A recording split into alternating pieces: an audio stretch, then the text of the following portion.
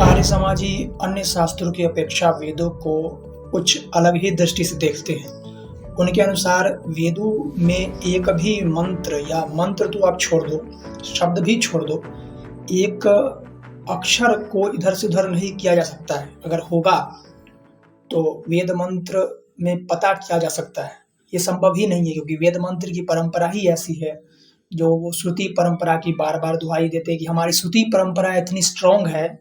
इसीलिए वेदों के पक्ष में उनका दावा है कि वेदों में मिलावट संभव नहीं है। वेद अन्य शास्त्रों की अपेक्षा या अन्य शास्त्रों से श्रेष्ठ है, या वेद कुछ अलग ही किताब है, या ऐसा कह सकते हैं कि वेद को क्योंकि ईश्वर ने दिया है इसीलिए उसमें मिलावट संभव नहीं है, या हमारे ऋषियों की परंपरा ही ऐसी रही है जिसको हम श्रुति परंपरा कहते हैं, या कोई तरीका ऐसा उन्होंने इजाद किया है, बनाया था, जिसके कारण वेदों में मिलावट करना संभव नहीं है। आज इस भ्रांति को हम तोड़ेंगे और दूर करेंगे और प्राचीन आचार्यों के मत से ही देखेंगे, और आर्य समाजी खुद वेद में मिलावट किए हुए हैं, इसका भी प्रमाण हम देंगे आज। आर्य समाजियों को आप देखोगे, आर्य समाजी निरुक्त निरुक्त करते रहते हैं। उनके अनुसार वेदों का भाष्य बिना निरुक्त के नहीं किया जा सकता, अर्थात बिना निरुक्त के हम वेदों की भाष्य की तो कल्पना ही नहीं कर सकते। उसी निरुक्तकार ने वेदों में मिलावट माना है। ऋग्वेद 10वां मंडल है, इसका सूक्त है 29, और इसके पहले मंत्र जो है वनेन वायो। अब इस मंत्र में जो यहाँ पर वायो है, तो यहाँ पर जो साकल संहिताकार है, ऋग्वेद के साकल संहिता को ही आर्य समाजी प्रमाण मानते हैं। वैसे ऋग्वेद की और भी शाखाएं हैं जिसको समाजी प्रमाण नहीं मानते, मतलब उसको ऐसा नहीं मानते कि वो ईश्वर से निकला है, वो ऐसा मानते हैं कि साकल को ही ईश्वर ने दिया है। यहाँ पर साकल का ही खंडन कर रहे हैं। तो यहाँ पर जो साकल जिसने इस संहिता को लिखा है, रचा है, वैसे समाजी मानते हैं कि साकल कोई ऋषि रहा होगा या उसने संग्रह किया होगा, वो रचनाकार तो नहीं मानते, लेकिन मान्यता यही है कि साकल ने ही इस ऋग्वेद को रचा है, ऐसा सभी आचार्य इसमें एक मत है, समाजियों को छोड़ के। तो यहाँ पर जो वा यो या 2 पद किया गया है साकल के द्वारा, वेद मंत्र में आप देख सकते हैं, इसकी आलोचना यास्क ने की है। ये गलत है, ऐसा नहीं करना चाहिए था साकल को, यानी वेद में ही साकल ने छेड़छाड़ कर दी है। यास्क के अनुसार वेद मंत्र में साकल ने यहाँ पर इसको बदल दिया है, और थोड़ा सा भी बदलना है इसका मतलब मिलावट ही हो गया। और इस बात को कई आर्य समाजी विद्वान ने भी एक्नॉलेज किया, जैसे कि प्रोफेसर राजा राम, ये बहुत बड़े विद्वान हैं, दर्शनों पर भी भाष्य लिखा है और इन्होंने निरुक्त पर भी भाष्य लिखा है। निरुक्त भाष्य में ये लिखते हैं, वायह को साकल्य ने पदपाठ में वायह 2 पद करके लिखा है, यानी साकल्य ने क्या किया है, वायह जो 1 पद होना चाहिए था व्यास के अनुसार, उसको 2 अलग अलग भाग में तोड़ दिया है। राजाराम जी लिखते हैं कि निरुक्तकार ने इसमें भूल देखकर साकल्य का नाम लेकर इसका खंडन कर दिया है कि साकल्य ने यह जो यह 2 अलग पद की है, ये गलत है, ऐसा नहीं करना चाहिए था। अच्छा, क्यों गलत है, इसका यास्क ने कुछ दोष भी बताया है, उस दोष को भी देखेंगे, और सायन ने भी इसको बाद में और एक्सप्लेन किया है। साकल्य के इस खंडन को निरुक्त 6:28 में जाकर देखा जा सकता है। एक और आर्य समाजी, इन्होंने भी इसको बताया है। उन्होंने कहा है कि यास्काचार्य यहाँ ऋग्वेद के पदकार साकल्य की आलोचना करते हुए कहते हैं कि साकल्य ने यह का वा और यह पदच्छेद किया है, यह ठीक नहीं है। ऐसा करने से न्याय अख्यात उदात हो जाएगा। यद्वृता अनित्यम, यह पाणिनि का सूत्र है। जिन पदों में यत शब्द वर्तमान हो उसे यद्वृत्त कहते हैं। इस यद्वृत्त से परे तिरंत नित्य अनुदात नहीं होता, उस यद्वृत्त से परे तिरंत नित्य अनुदात नहीं होता, अर्थात सदा उदात होता है।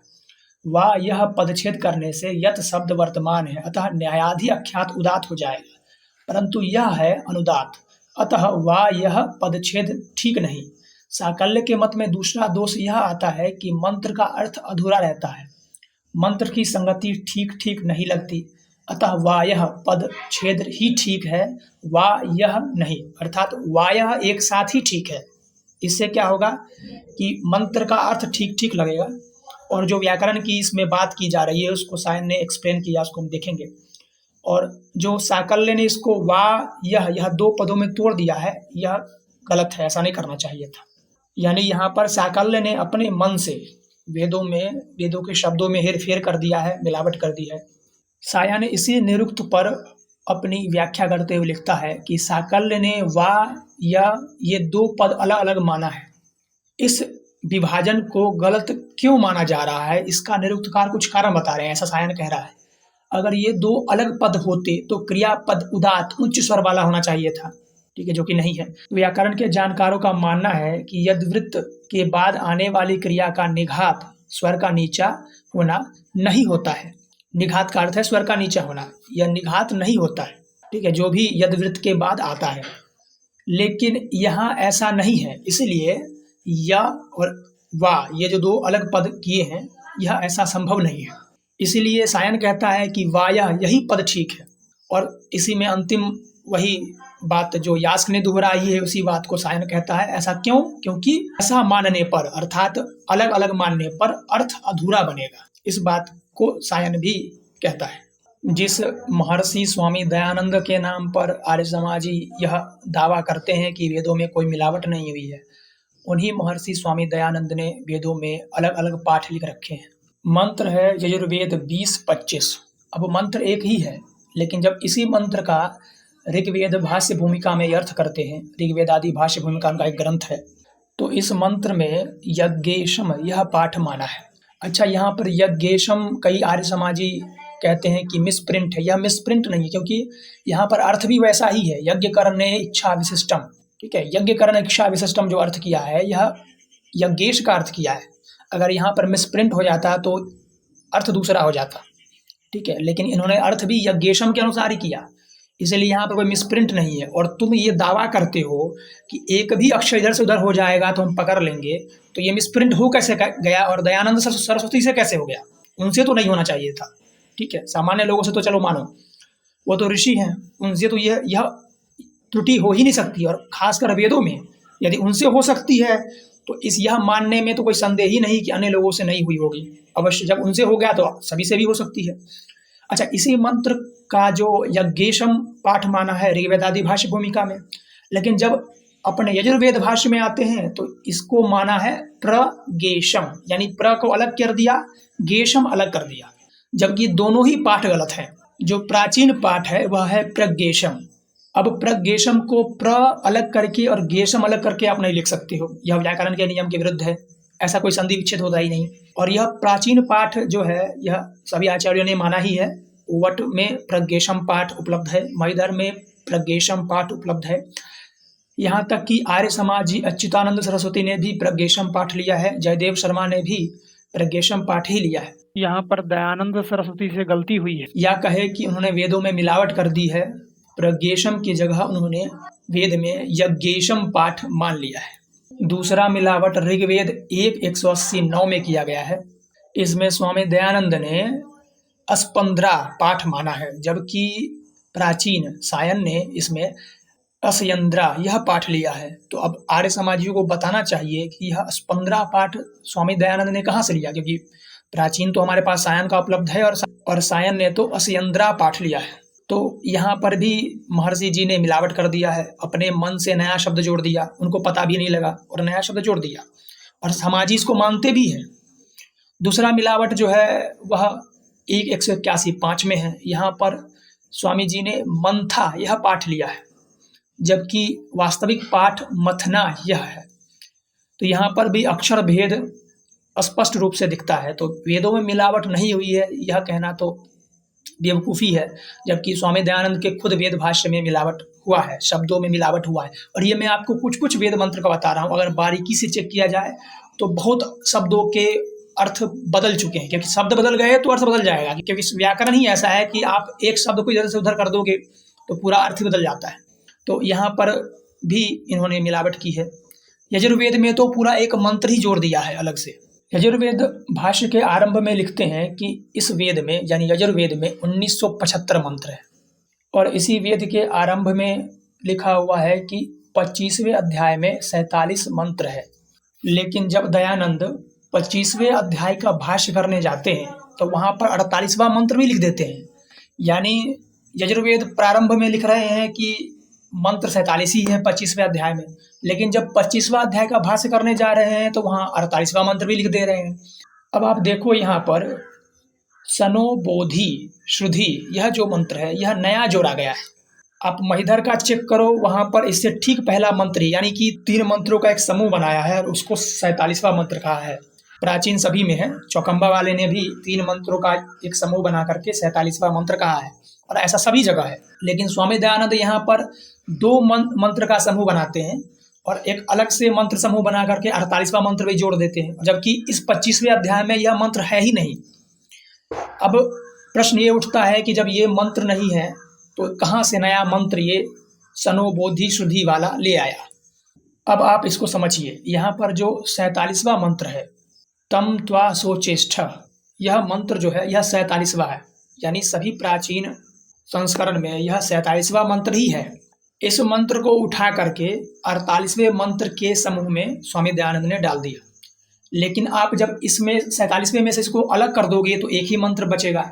अब जब एक मंत्र बचेगा तो स्वामी दयानंद ने एक और मंत्र जोड़ करके एक पेयर बना दिया, एक समूह बना दिया और इसको 48 नाम से लिख दिया, यानी 48वें मंत्र के नाम से लिख दिया। अब ये मंत्र जो नया इन्होंने लिखा है ये लाया कहाँ से? तो ये ला रहे हैं 3रे अध्याय के 26वें मंत्र से।